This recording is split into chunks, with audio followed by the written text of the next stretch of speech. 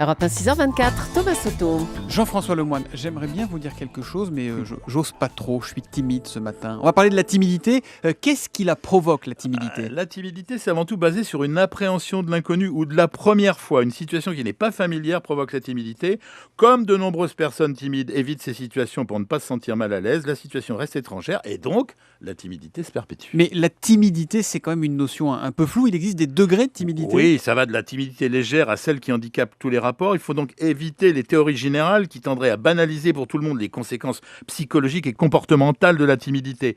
La timidité maladie, je disais, c'est 1 Français sur 20, c'est beaucoup. C'est énorme, hein ? Oui, en plus, dans environ 1 cas sur 2, je vous dis, ça paralyse. Et les psychiatres s'appellent ça des phobies sociales. Et ça favorise l'état dépressif et assez fréquemment l'usage d'alcool, de tabac ou de cannabis. C'est donc quelque chose d'assez grave. Est-ce que l'éducation a quelque chose à voir avec la timidité, docteur ? Alors, il est prouvé qu'un caractère plus ou moins renfermé provient aussi du milieu dans lequel l'enfant a été élevé, pas seulement de ses gènes.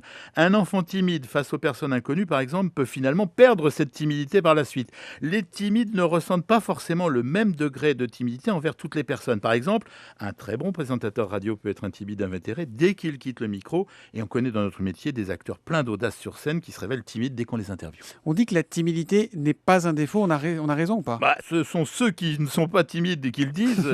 Les personnes timides, eux, tendent à percevoir leur propre timidité comme un défaut et nombre d'entre eux sont mal à l'aise à cause de cela. Mais c'est vrai que beaucoup de personnes timides sont perçues comme des oreilles attentives et réfléchissent davantage avant de parler. Est-ce que plus on vieillit, moins on est timide, plus on est à l'aise ? Oui, ça diminue. Moi, j'ai l'impression que c'est un peu ça. Ça diminue progressivement avec l'âge et surtout les expériences de la vie. Et alors, en dehors de l'âge, comment on peut la soigner, cette timidité ? Absolument pas des médicaments dans un premier temps. Il existe des thérapies que l'on dit comportementales, qui sont très éprouvées. Il s'agit d'apprendre à gérer ses peurs et affronter plutôt sereinement des situations sociales. On peut essayer en séance individuelle, classique, mais aussi en groupe, pour un entraînement sous forme de jeu de rôle, en fait. Et ça, on peut le faire partout en France ? Il y a des ateliers comme ça partout ? Non, c'est le problème. C'est pas le seul, parce que l'angoisse est très forte, la démarche est parfois impossible au début.